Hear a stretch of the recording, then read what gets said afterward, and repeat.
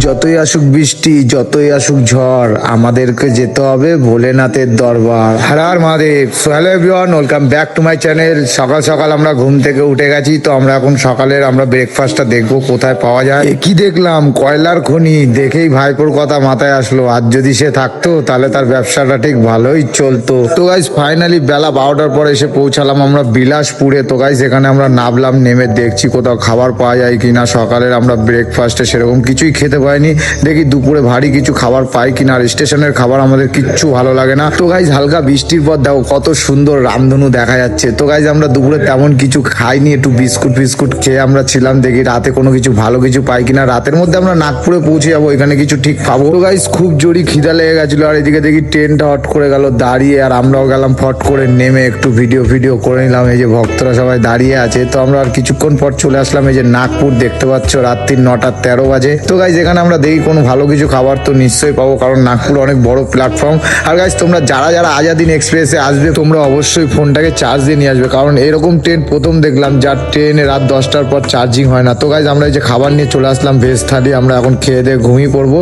তো চলো গাইজ দেখা হচ্ছে নেক্সট ডে। তো গাইজ ফাইনালি 2 রাত 2 দিন সাফারি করার পর আমরা চলে আসলাম পুনে। তো গাইজ আমরা এখান থেকে চলে যাবো ছত্রপতি শিবাজি বাস স্ট্যান্ডে, যে ভক্তরা সামনে সব আছে দেখতে পাচ্ছ। তো গাইজ চলে আসলাম আমরা ছত্রপতি শিবাজি বাস স্ট্যান্ড। তোমরা যারা আসবে পুনে থেকে, তোমরা বাস পেয়ে যাবে স্টেশনের বাইরে থেকে। আর এখানকার অটোওয়ালাদের পাল্লায় একদম পড়বে না, ওরা কিন্তু ভরপুর মানুষদের পকেট ঝেড়ে নেয়। আর এখানকার চোর মাতাল কিন্তু রাস্তাঘাটে ভর্তি। তোমরা যারা আসবে অবশ্যই একটু সাবধানে থাকবে। তো গাইজ আর কিছুক্ষণ পর আমরা বাসে উঠে যাবো, এখান থেকে আমরা রওনা দেবো ভীমাশঙ্করের উদ্দেশ্যের নামে। অনেক ধাক্কি করে বন্ধুদেরকে নিয়ে বসে পড়লাম পিছনের সিটে। তো এই যে দেখতে পাচ্ছ সব ভক্তরা আছে। তো গাইজ আমরা এখান থেকে চলে যাবো 216 কিলোমিটার পাড়ি দিয়ে চলে আসবো হচ্ছে আমরা ভীমাশঙ্কর মন্দিরের সামনে। তো গাইজ দেখো বৃষ্টির মৌসুমের ওয়েদার, পাহাড়ি এলাকার কি ভালোই না লাগছে, মনটা ছুঁয়ে যাচ্ছে। অনেকদিন পর আবার এসেছি ঘুরতে, এত সুন্দর মৌসুম, আর বাঙালিদের চা খেতে ইচ্ছা করবে না, এটা কখনো হয়? তো গাইজ ফাইনালি বাস দাঁড় করিয়ে আমরা সবাই মিলে নেমে পড়লাম এক চায়ের দোকানে। এই যে দেখতে পাচ্ছ ভক্তরা সবাই চায়ের দোকানে চা খাচ্ছে, আমি একটা চা নিয়ে নিলাম। তো গাইজ হালকা করে চায়ের চুমুক দিয়ে উঠে পড়লাম আমরা আবার বাসে। তো গাইজ আর কিছুক্ষণ পথ পাড়ি দেওয়ার পর আমরা চলে আসলাম এই যে ভীমাশঙ্কর মন্দিরের রাস্তায়। তো গাইজ প্রচন্ড বৃষ্টি হচ্ছিল, আর মেঘের চারিদিকে কিচ্ছু দেখা যাচ্ছিল না, যাতে বৃষ্টিতে ভিজে না যায়। ঝটপট রেনকোটটা পরে আমরা চলে যাচ্ছি রুমের দিকে, আর এখন বাজে সন্ধ্যে 6টা। তো গাইজ এখান থেকে চলে আসলাম আমরা এই যে রুমের ভিতরে দেখতে পাচ্ছ।